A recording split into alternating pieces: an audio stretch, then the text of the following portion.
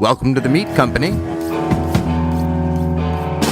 You're listening to From the Butcher's Block with hosts Jason Hendrick and Michael Buckley, broadcasting from the Ventura Meat Company in Ventura, California.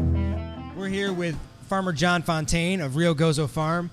In our previous segment, we were really kind of just getting into the meat of what, pun intended, getting into the meat of what Farmer John and his lovely wife Elizabeth are all about at Rio Gozo. We talked about some produce. We talked about the philosophy of the farm in general and kind of the educational aspects.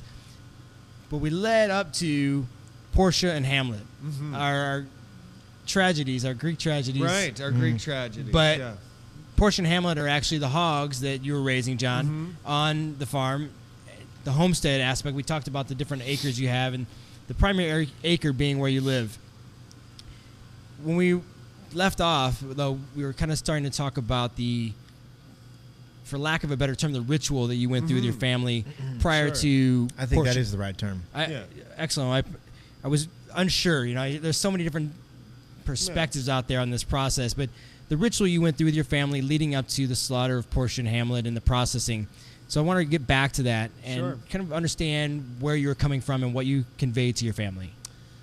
So one thing that was really important to one member of our family, my son, who had been around for the raising of the pigs, was that he was there. And how old is your son? He's 11. Okay. He just turned 11 at the tail end of January. And it was really important to him to be there. He really wanted to see it. Now, he's been exposed. We live trap animals on the farm. We do all kinds of things to protect our food from varmints, and we do. It's a squirrel will keep eating. It doesn't matter if your baby's starving. I'm sorry, it doesn't care. So you might care, but it don't. Yeah. You know. I've always tried to be really honest with him about it. You know, I wanted, again, back to the fear and the shame aspect of like these things that, so you know, prevalent. so it's, I didn't want him to think like my dad is this evil guy that like, you know, kills things like all the time and needlessly. And I wanted to speak to him about it and have him understand that, you know, you have to come to grips with that yourself, you know, and I would rather be the person on the front end of that than like having to come to grips with it through the styrofoam and plastic wrap and all of that. Yeah. So when it came time to do the pigs, my son's been studying like anatomy in his middle school. Sure. And pigs, I don't know how many people, but on the inside, they're essentially the exact same thing as a human. Well, all even the organs are lined up. Everything is. And Michael, even from the outside, my experience after the pigs were slaughtered, I was able to be on the farm with John, and the hide, the flesh, the skin was it's like a fat person. I can't think of any better way to describe it. So if you're offended by it, sorry. Yeah, it was it's like touching, it's like hugging a fat grandmother because it gave, it moved, and it really kind of molded around my hands as I was working my fingers through it. And the hair was soft as a unit. It was very soft, even though each individual hair was kind of coarse and wiry. But it was really, I thought I was going to be more anxious and more resistant to this process than I ended up being. So it took me a couple of minutes, you know, chatting with you, John, to get up the gumption to actually reach down and touch the pelt. But once I did, I was so intrigued because it was really like touching the flesh of another person. Absolutely. Yeah. I mean, and you know, to an extent, they're living creatures that are moving around, and again, but man, they're it was so human-like. Intelligent. Yeah. One of the powerful things for us is so like you put the pigs down. We shot them with a 9mm hollow point in the back of the head, and it was really important for us. And the first shot was absolutely brilliant. You guys will forgive my calling things like that if you're out there in the world important. And this offends you. It really was brilliant. It was really very, very well done. It was absolutely, I mean, if it was me, I would like to go that quickly and that serenely. But you try to hit where the spinal column meets the brainstem, so you shut down all the organs from a nervous and as fast as possible. And the reason for doing that, sorry, Jason. No, go ahead. Is it's actually manifold. You know, it's more than one reason, and it's not just, of course, the most important thing is to minimize any, you know, stress and things like that. But the meat quality is greatly affected by the amount of stress the animal experiences during this process. And the more you can minimize that, the better quality of meat you're going to have. Absolutely. And before we get too much further, though, we've used the perspective about offending people or feeling offended or shamed. We lost a little bit of track, John, and just because I feel it's important. What you sat around with your family beforehand, that we missed out on what I felt was a really divine way of conveying this process. Tell the listeners what you told me about your campfire session. So we started a campfire in the morning because, fire is always like an excellent way to like begin ritual or provide sacred space. It's something we've done as humans forever. Eons. Forever. We gather around the fire, and then all of a sudden it's powerful and almost semi-religious.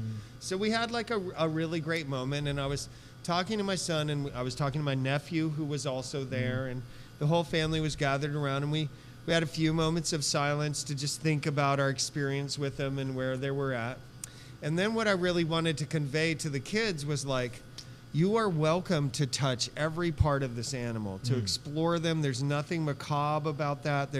But you may not make jokes with them. If you want to see what the inside of their mouth looks like, open it up, explore it from a scientific level. But don't make them talk. Don't make fun of them. There's an element to this sacrifice that you really have to kind of bookend. I was comfortable with, like, if he wants to pull the intestines all the way out and see how far they are. This is science. This is not like, this is not some kind of like mass murderers traits. This is understanding a system. They have almost the exact same intestinal tract.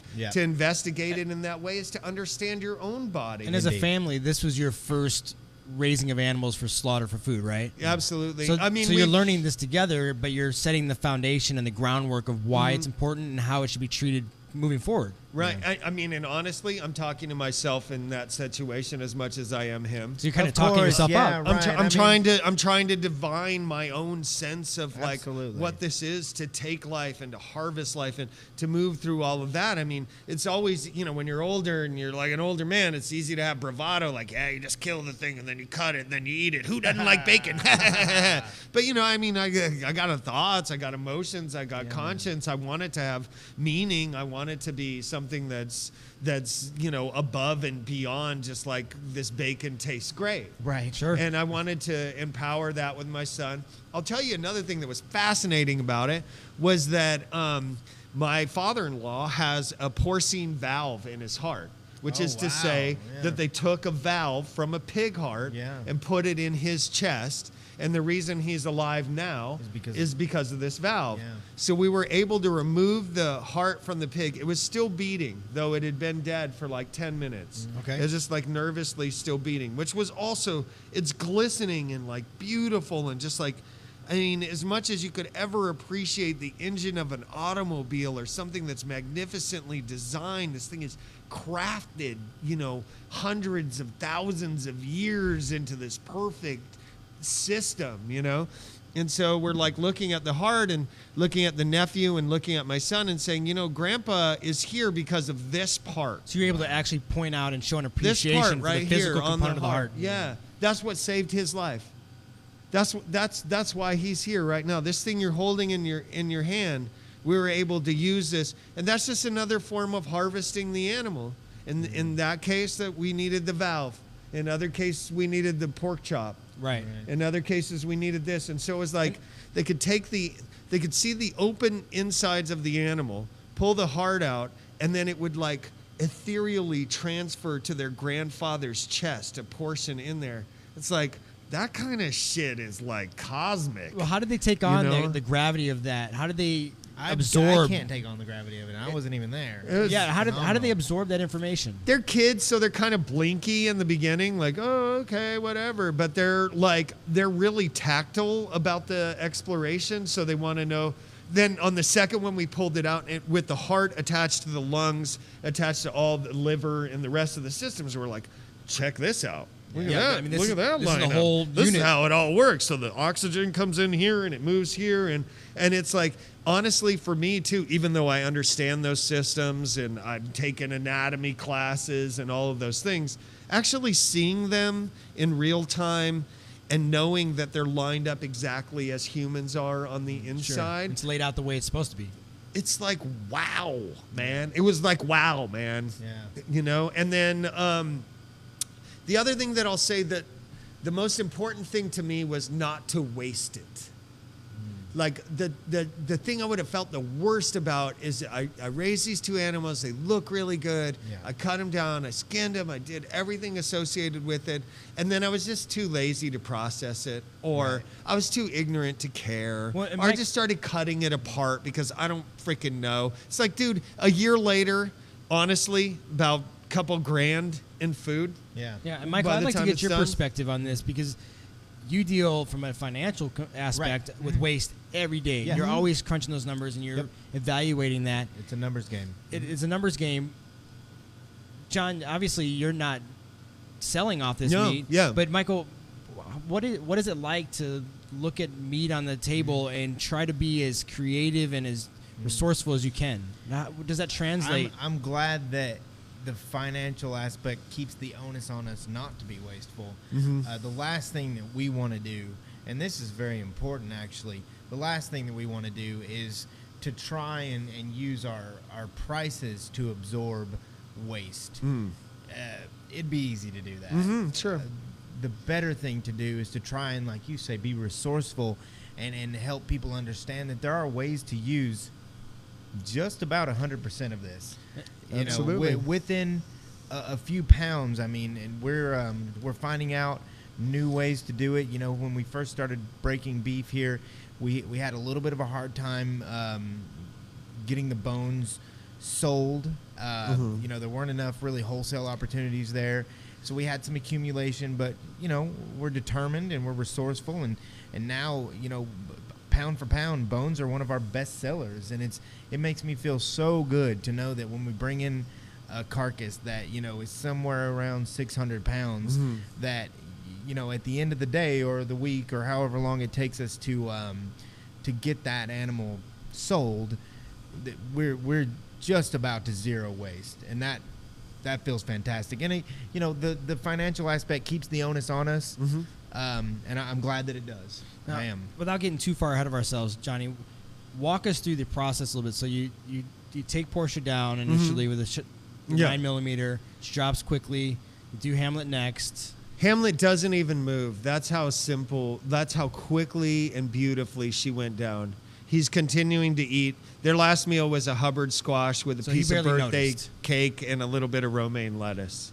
And that sounds like a delicious ending. I'm saying, man, you know, and he hardly moved. And then what happened, you let him, you just let it rest for a second. You just kind of like wait for a while. Take a breath. Yeah, okay, there it is. Man. All right. You know, and then you take a look around and you go, okay, we're about to start the second part of the process, which is the gut and the entrail dump. And do you unless feel like you're going to use this them. is the kind of the first step of what we were just talking about, is understanding what can be used, what can't be used, and being resourceful? Is the initial gutting of the animal the first step in that journey? Yeah, and to be honest, I wish we had done more with it. But to also be honest, I mean, we were ignorant. Yeah.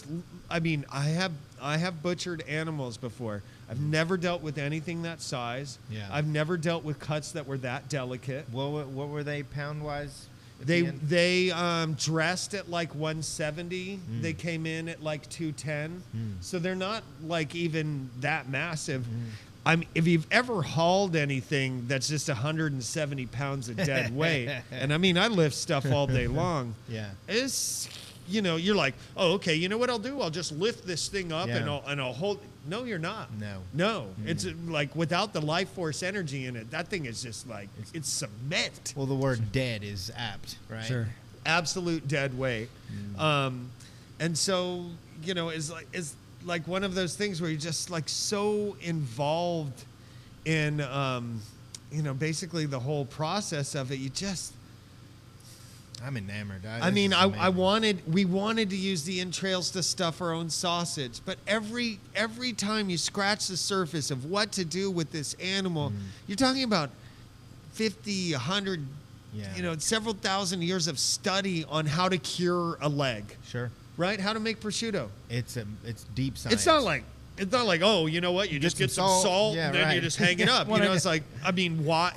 You're going to wait 2 years to eat this thing? Yeah. You better freaking know what you're doing. And I think that speaks a lot about the foundation of the Ventura Meat Company and butcher shops across the nation and the world, for that matter.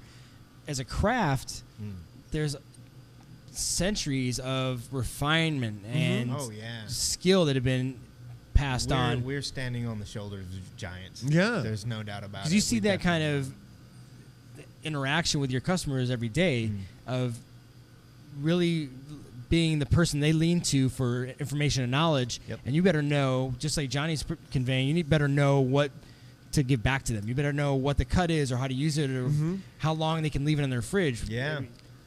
No, and there's so many variables too. I mean, shelf life. Right. That's a science in and of itself. Right. Oh yeah. And how long were you driving around in your car? Things to keep in mind. The danger zone for bacteria growth being between 70 degrees and 125 degrees. Well, did it get into that domain, and if so, for how long? And, so the sticker that the grocery store loves to put on your little package there. Well, it feels nice and cozy, but it is not an exact science. And Johnny, for anyone who's ever seen the movie Into the Wild, there's that scene, that segment of the movie where he's on the verge of starvation. He has to find an animal. He has to kill an animal. He finally kills a moose. Right.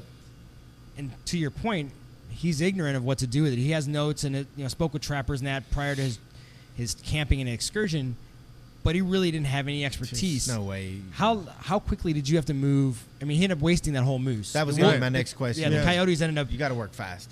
How fast did you have to go? So we iced them for a couple of days just to let them break down a little bit. And I was concerned, and again, this is just my ignorance. I was concerned that rigor would set in and we wouldn't be able to split it. Like just that the legs and all the limbs would like completely lock. They didn't. Maybe it's because it was gutted. So all you did initially was describe kind of what the initial breakdown then was. Okay. Because when you say split it, that to me speaks to the animal still largely being whole. Okay. So you kill the animal, then you gut it. If you're going to keep the innards or offal for something like that, then you would go immediately to ice or preservation. We did not. We dug a pit in an area near a tree, and we put the innards in there. Then we took them over, and you cut a little hole where the Achilles tendon meets the foot. Yeah, right on the back of your leg or its leg. And then you put a piece of wood or a dowel through it, and you haul it up. On a tree limb or anything large. Yeah, I mean, if you were at home and you had a way to pull engines out, those old winches and lifts are great too. Okay. You want to sever the artery at that point and bleed it out. Not so much. In my experience, and please jump in at any point because again, I'm completely new to this.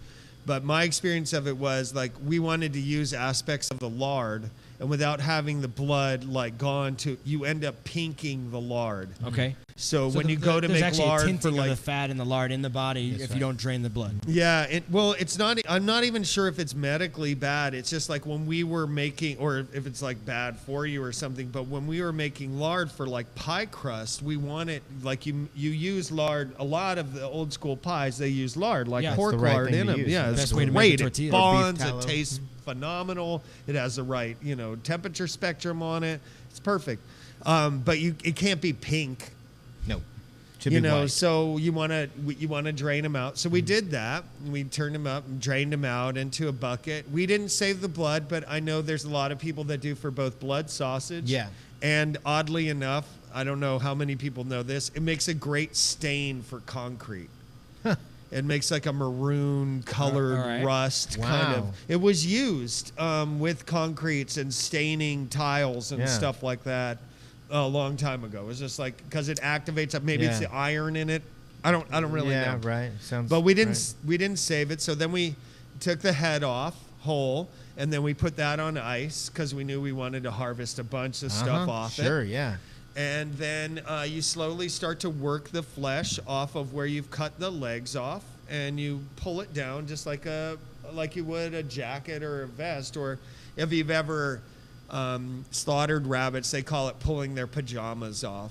So you cut them around the sides, and when you pull on the side, it comes off all in one. And then there's this marvelous creature underneath, like coated in lard and like just so perfect. You can't believe that anything. It's like peeling the perfect apple or something. Yeah. And there it is in just majesty, just kind of like hanging and open and just like, you know, and you can see all the webbing of lard too, like in here, to where it was like super fat. Like you can see all the webbing, like from here to here, you know, like there's no open we're kind of space. just learning about that. That's referred to as the caul fat, right? Again, these are like, we're like paging through our circle. What the? Yeah, and here's Michael whipping it out like, oh yeah. Yeah, it is. You know, well, like, I actually just we're recently learned about that myself. Yeah. And cutting my teeth too. So we did that, and then we hung them, and then we got the skin off. And one of the things for the skin too is you kind of cut two handholds into the actual pelt, and then one person pulls on it with like a certain amount of gravity, and then you take a boning knife, and you're just barely even making movement. Right. You're not cutting anything. You're just it's almost like a wish to get it. It's just like. It just opens up, and the more you're like right on it like that, the more it's just like kind of unwrapping. You know. And does it give away pretty easily? I mean, does it really kind of just with a certain amount of pressure? Off the shoulders, it does. Okay. And then it hitches again towards where. So there's some points. Well, it would be the front leg. So once it comes off the back, and you've cleaned it from all like the. Back fat and all of that, and pulled it off that way. I mean, back fat is a key component to Canadian bacon and all the delicious bits on the back. So. And tallow for candles and soap. Yeah. There's like 3 types of, you know, who knew this? There's like 3 types of fat on the back of the pig, and all 3 types of fat have a very specific use. Yeah. You know, it's like, I'm like, well, this one looks, I mean, it's a nice bit of fat. She's like, oh, you can't use that for soap. I was like, well, why not? I mean, it's the thing. She's like, well, first of all. And secondly. And thirdly. It's just like, okay, cool. So, and then, you know, we get them down. So you pull them off the dowel, and then you set them down. And then we put them in ice chest and filled them with ice all over. And the trotters and the shanks and everything were off. So we could start to, like, pickle those immediately and get used to, or get ready to salt them and cure them. And then we did the second one. And I gotta say, as far as the cuts go, like the first one was definitely like drunken Sopranos kind of like cutting. I am so embarrassed. I'm so fucking happy you were not there and that there was no camera to watch me like sawzall this beautiful animal together, only to discover that like, wait, that's not a picnic ham. Right. That's a baby back. Right. You know. Let's talk about that for a second, Michael. Yeah. One of the things that I found, because I had an opportunity after the initial slaughtering to help John break down some of the trotters and actually the head, and we'll save the details of that for later. But we were sharpening the damn knives. Every few slices. Oh, you have to. Yeah. Is that? How does that play into? Well, carving up an animal or meat for disbursement. So in the realm of a business, it becomes an even different concept because the word efficiency creeps its head up. Dull knives. Yeah, it's going to take you longer. And if whether it's me or whether it's Megan or Anthony or Chris, it doesn't matter. The knives have to be sharp so that we can be efficient and that we can get through this. I mean, there's so many variables. I mean, you can feel in here right now, what are we, probably at 67, 68 degrees in here? Well, you don't want meat to reach that, to be in that temperature zone for very long. Once it hits the table, you want to be moving and you want to get it cut and you want to get it back in the fridge. So sharp knives are of the utmost importance. Safety-wise, too, right? Because the dull knife is the you're person, gonna hurt yourself. That's how you lose fingers. Because you're going to have to apply force. And, you know, you probably learned this, man. You got a good edge on your blade. You don't have to apply anything. No, that thing should just render. One thing about butchery, and you probably learned this, was the part you're trying to take off wants to come off. Oh, yeah. Right? Oh, man, that was I swear to God, man, I got in there on the leg, and I was just working, and I'm like, well, this muscle just kind of, and then there's this microfascia in between, and just like a little pull on it, and then the whole. So despite the little cut kind of rudimentary cuts you were making initially, there's a certain forgiveness that the animal was able to provide. I would say as you got into the Thank muscular structure. God on the first one. By the second one, I was able to take it down in a clinical way to like pelvis, and I felt better. But I mean, the first time you're sort of like. You look at your computer and you're like, okay, that's it. And then you hold your sawzall and you're like, wow, I've really never sawed through bone and like matter and stuff like that. It's not what your saw was intended for initially. It was the first use on the saw too. I swear to God, my sawzall sitting like right there. Yeah, so, I know. I saw it when it came. It was a new saw specifically for this purpose. Yeah, we got a brand new blade. I got a brand new saw for it. But I swear, every time I limb the plums now, I'm gonna be like. It's gonna have a little macabre kind of feeling to it. A whole new angle of appreciation. Yeah, and so there's the theoretical, like, okay, this is flesh, and I'm gonna take it apart. There's a tiny bit of the physical, but like as soon as like marrow hits you in the sunglasses, you're there. Oh gosh. You bet because you're not gonna put your sawzall down and walk away like, ooh, that's gross. Okay, forget it. It's like, dude, you need to finish right now. And for the respect of the animal, this process is far from done. If you raise, I submit unless you've got. That it's difficult for you on like a relation. I submit that if you raise an animal and then you put it down yourself with the notion of eating it, there's nothing that will compel you to waste it. You can't believe the involvement. Like you can't, it's just like, I can't, it doesn't matter. It's sort of like everyone's watching, kind of thing. Even if it's by yourself, everyone's watching. Yeah, and in my own mind, it's like, Fonteyn, man, you took like almost a year, little more than a year to get this thing going. Numerous times I'd come in and feed them. They would break their water thing. I'd be up in the middle of the night because there's water gushing out of a thing. Put my headlamp on, go down there, fix it for them, shove them away as they snurfled at me in the middle of the night. And I'm like, in like pig manure and like every thing of it, and thinking like it's really important that they have fresh water. Yeah. They need to drink 2 gallons. I like read a bunch of them. They drink between 2 and 4 gallons of water every single day. If you're not giving them 2 gallons of water, you're being negligent. That's cruelty. That's not just like poor practice. That's cruelty. That's like they should rescue the pigs if you cannot get them food and water to that extent. Whether you're going to eat them later or not. I mean, you have an obligation. That's right. Interesting. Well, I'm not gonna shut us down. We initially scheduled till 9:00. We got still a little late, and I'm in the depths of this conversation. To use your phrase from earlier. Deep, man. So we're gonna keep going. For anyone who's listening live, again, this is the Ventura Meat Company. We're broadcasting from the Butcher's Block, live in this shop. So I have a question. We had 2 pigs. Yeah. And I understand that the first one obviously was an education. Right. What did you learn, and what did you do differently when you got to number 2?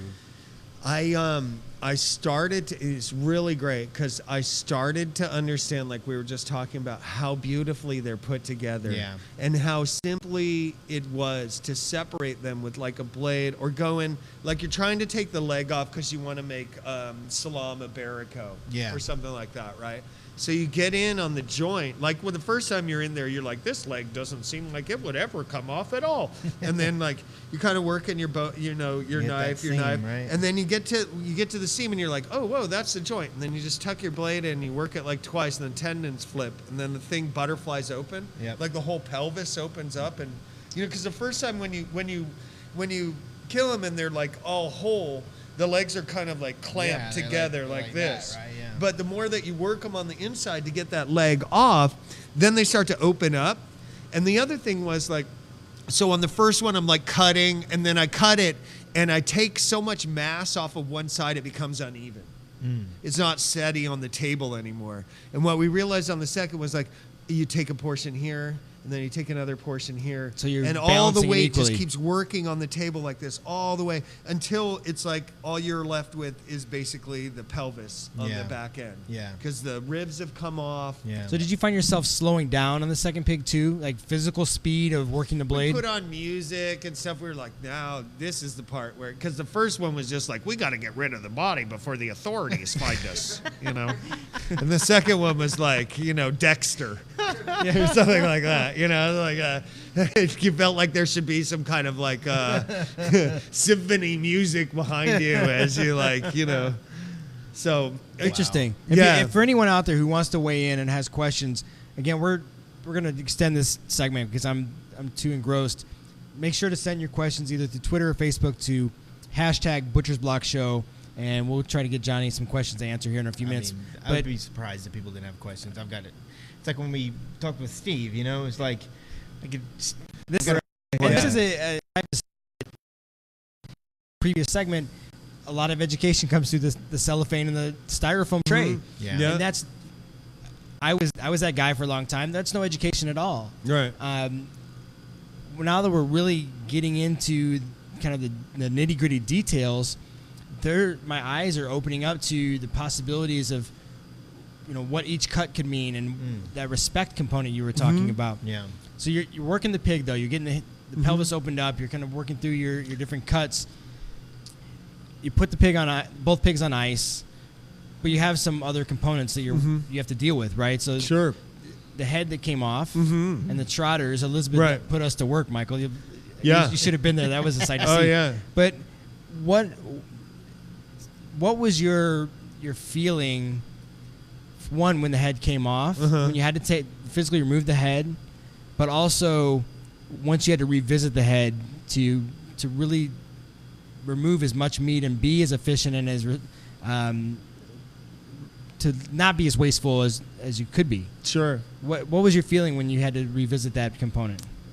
Yeah, it's you know, always with the head, it's got so much more emotion. They've looked at you. Yeah, and you know, there's like, and I mean, pigs are cute.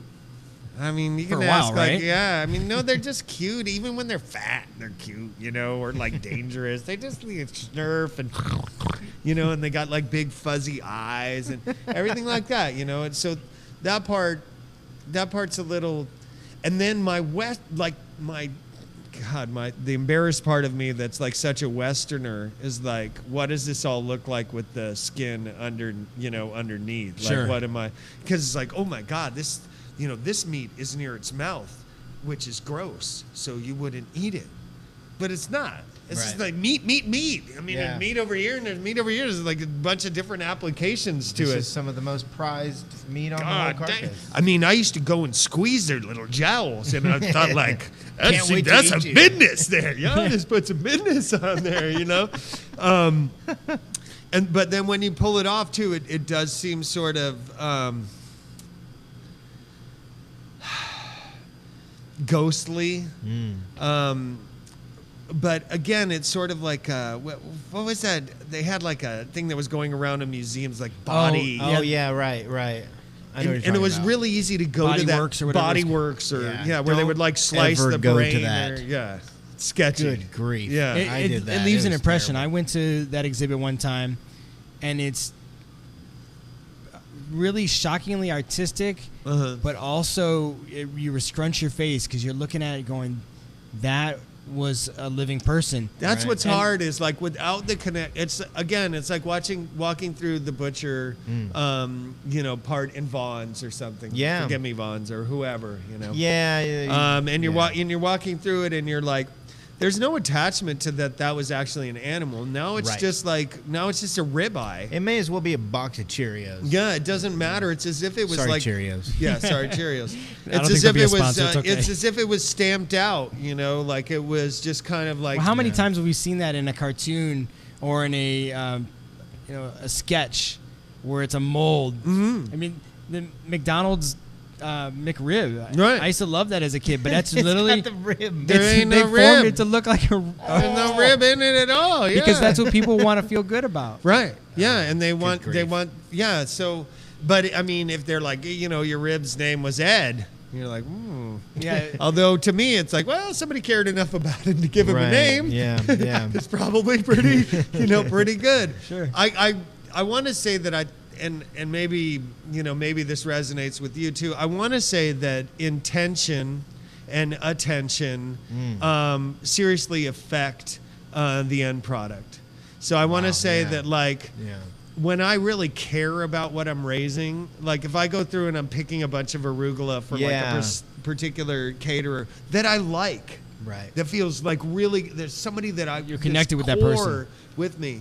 I pick it with like a sense of joy or interest that I really, and maybe this is the Ojai in me, I feel is like imbued in the overall like terroir of what you're eating. Yeah. Well, it's interesting you say that because Michael, I'm gonna dance on the fence top between a pit of alligators and a pit of poisonous snakes.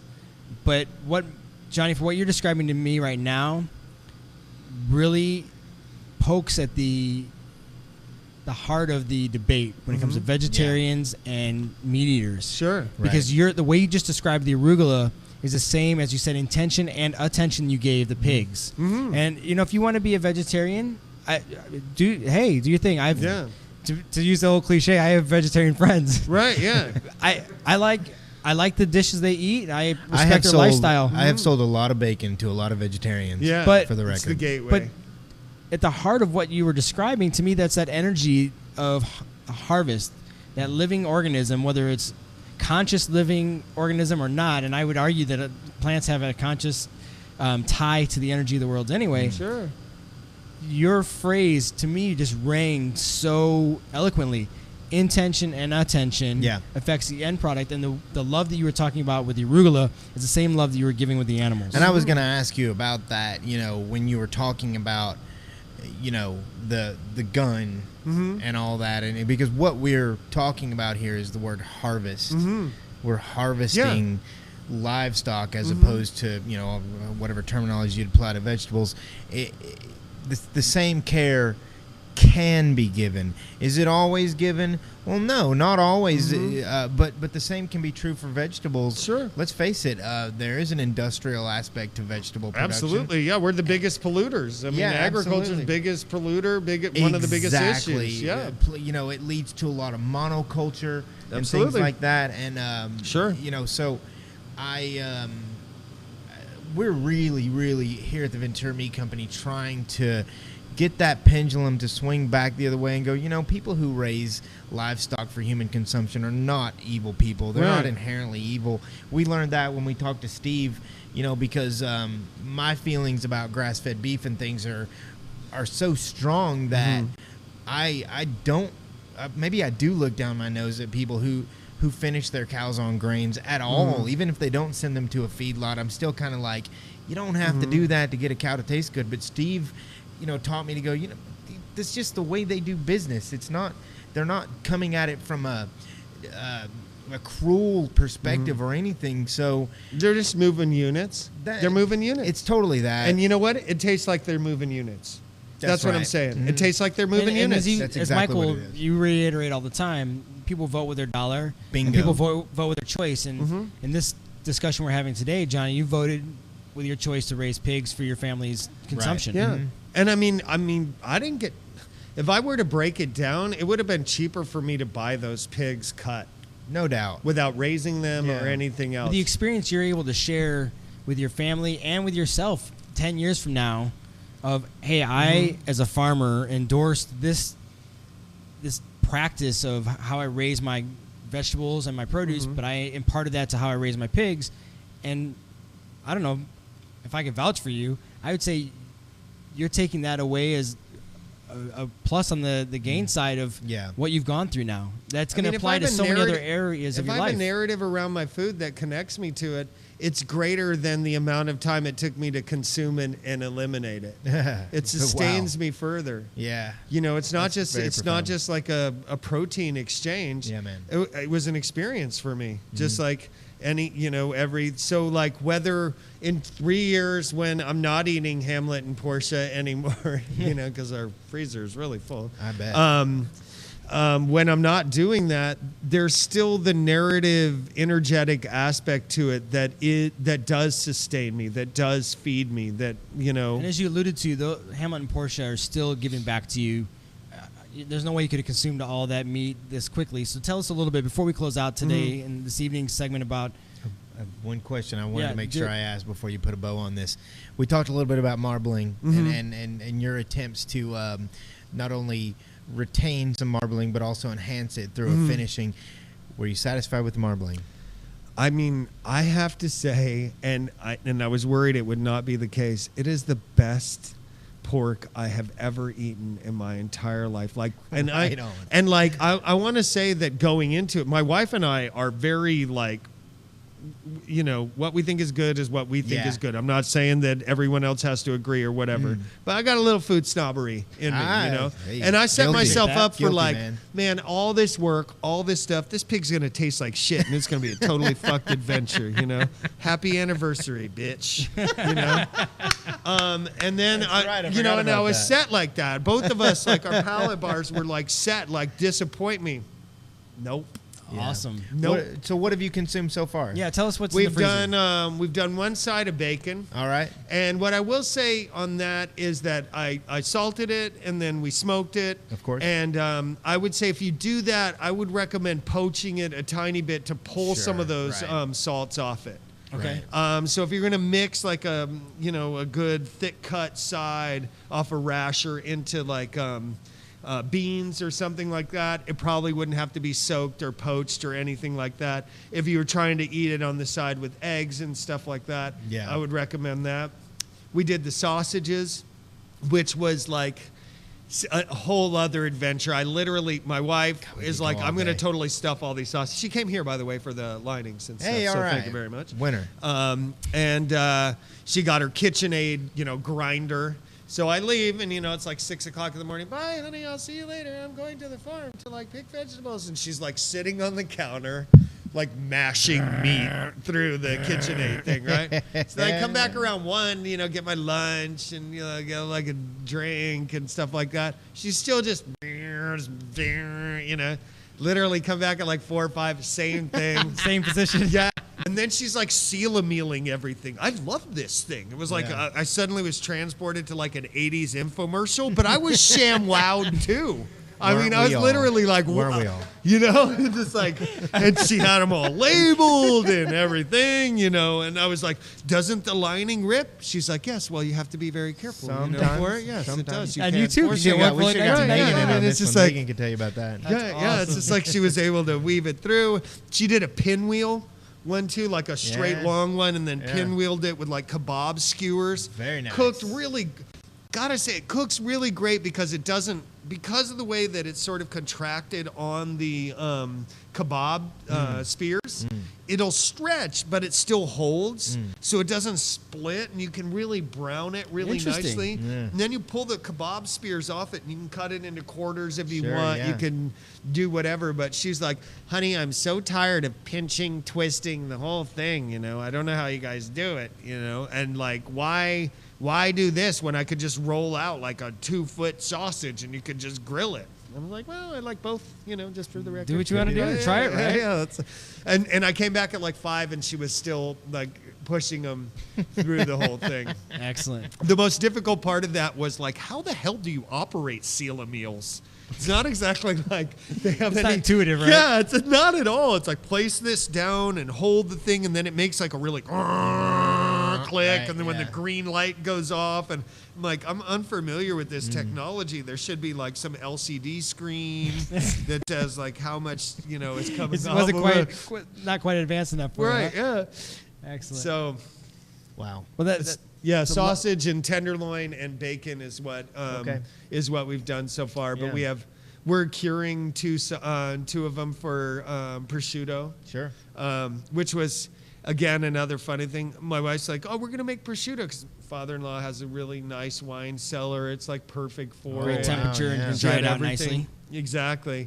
And I'm like, oh, cool, that's great. Like, and so like, when are we gonna eat it? And she's like, I don't know, like 18 months or You're 24. like, son of a bitch. Like 2 I wanna goddamn taste it years, right now. honey. I mean, seriously, is that really? You got to get 2 You more know, it's pigs in the docket, right? Going You got to get all it on on the thing, yeah. And she's like, but just think of it, for like in 2 years, we'll have like as much prosciutto as we can eat.